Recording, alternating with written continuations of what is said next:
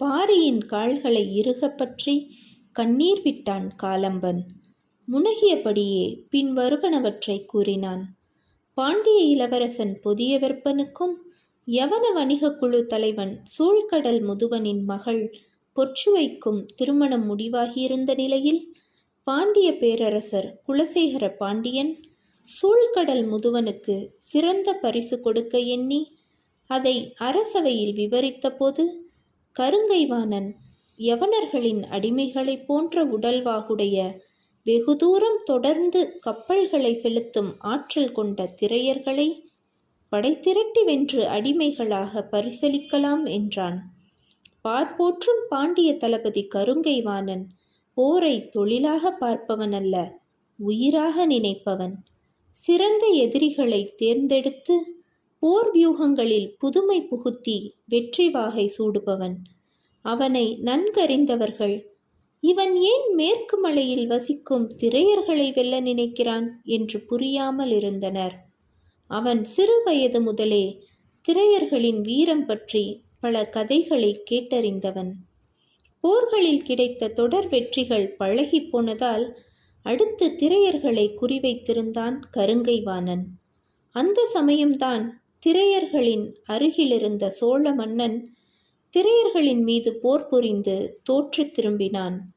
அப்போரில் 2ஆம் நிலை தளபதியான திதியனை விலைக்கு வாங்கினான் கருங்கைவாணன். சோழப்படை தோற்றிருந்தாலும் திரையர்களின் எண்ணிக்கையை சரிபாதியாக குறைத்திருந்தனர்.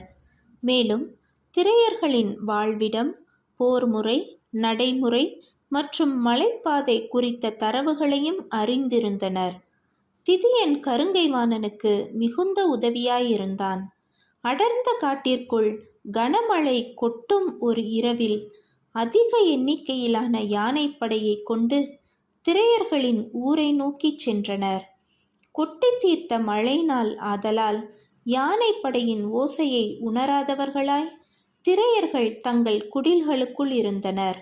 கண்ணிமைக்கும் நேரத்தில் பழக்கப்பட்ட யானைகளால் குடில்கள் அனைத்தும் தூக்கி வீசப்பட்டு திரையர்கள் இரும்பு வலைகளில் சிறைப்பிடிக்கப்பட்டனர். அனைவரையும் சிறைப்பிடித்த பின்னரும் திதியனின் வெறி அடங்கவே இல்லை. திரையர்குல தலைவனை சிறைப்பிடிக்காமல் அவ்விடம் விட்டு நகர அவன் தயாராயில்லை.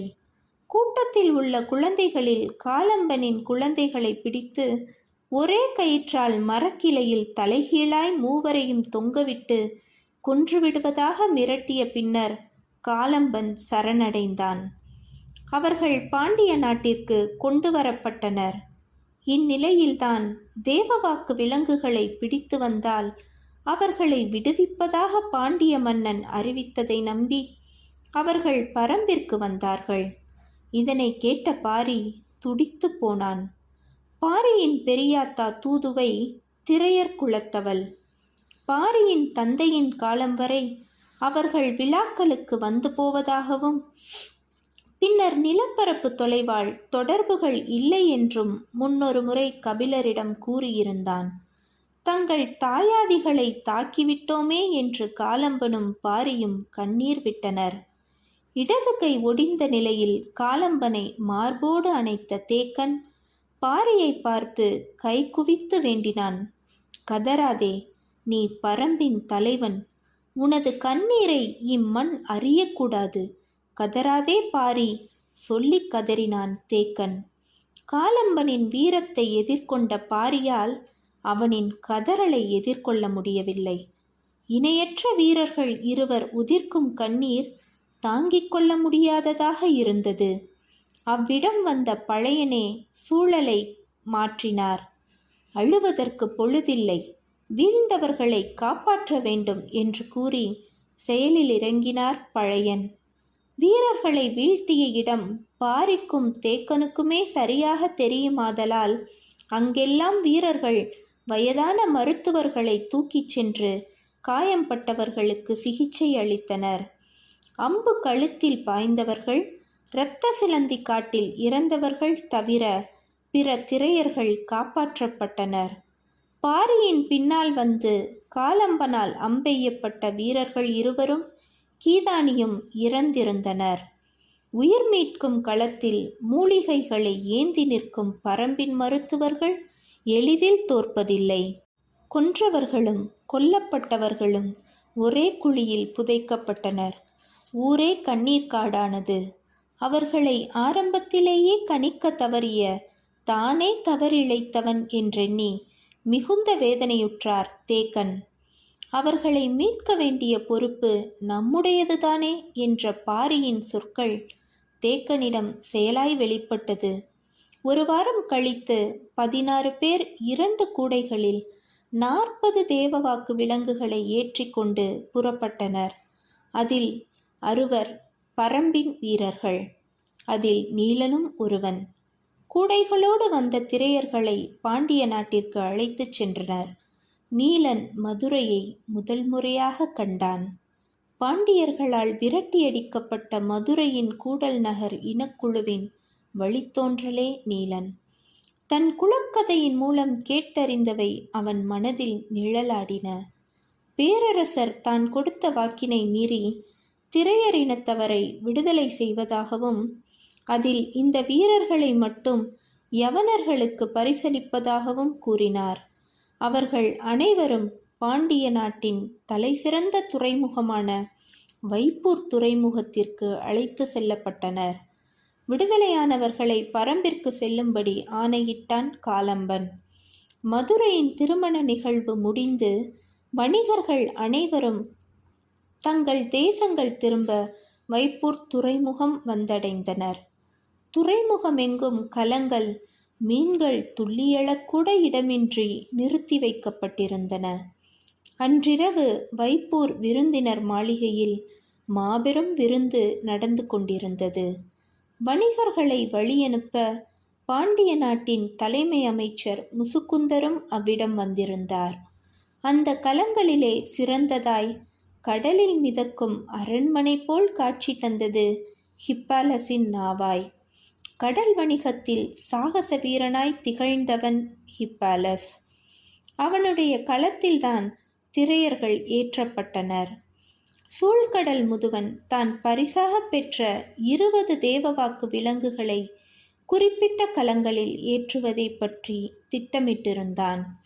பாண்டிய நாட்டின் 20 தேவவாக்கு விலங்குகளும் கடற்காற்றை பழக வேண்டும் என்பதற்காக முசுக்குந்தரோடு வைப்பூர் துறைமுகம் வந்தடைந்தன. 3ஆம் பிறை நிலவு மேலெழுந்த போது தேவவாக்கு விலங்கினை ஏற்றிக்கொண்டு முதல் கலன் துறைமுகத்தை விட்டு வெளியேற எத்தனித்தபோது நீலன் அணில் போல ஒலி எழுப்பினான்.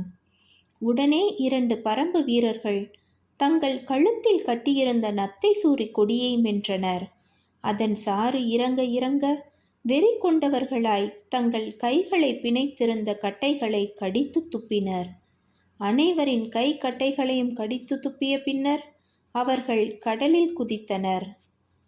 வேறு 3 வீரர்கள் தங்கள் இடுப்பு துணியோடு சேர்த்து கட்டியிருந்த பால் கொரண்டி கொடிகளை சமமான பாகங்களாக பிரித்து எடுத்தனர். அங்கிருந்த விளக்கின் நெருப்பு மூட்டியதோடு கடலுக்குள் குதித்தனர். தங்கள் கழுத்தில் அணிந்திருந்த தாயத்தை பீத்து அந்த பொறித்துகள்களை எரிந்து கொண்டிருந்த பால் குரண்டியில் உமிழ்ந்தனர். அனைத்து களங்களிலும் தீ மூட்டினர். அங்கிருந்தவர்கள் விபரீதத்தை உணரும் முன் அவ்விடம் விட்டு நகன்றனர். அப்போது தொலைவில் ஒரு சிறு களத்தில் பலர் அழுது புலம்பியவாறு இருந்தனர். அவர்கள் விற்கப்பட்ட அடிமைகள் என்பதை அறிந்து காலம்பன் அவர்களை காப்பாற்றினான்.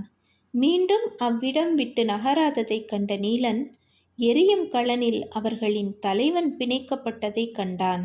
மரத்தை பிளந்து திரையர்கள் அவனையும் காப்பாற்றினர். அவர்கள் கோட்டைக்கு சென்று குதிரைகளை எடுத்துக்கொண்டு தேவவாக்கு விலங்குகளோடு பரம்பு நோக்கி கிளம்பினர். வைப்பூர் துறைமுகம் முழுமையும் தீக்கிரையானது.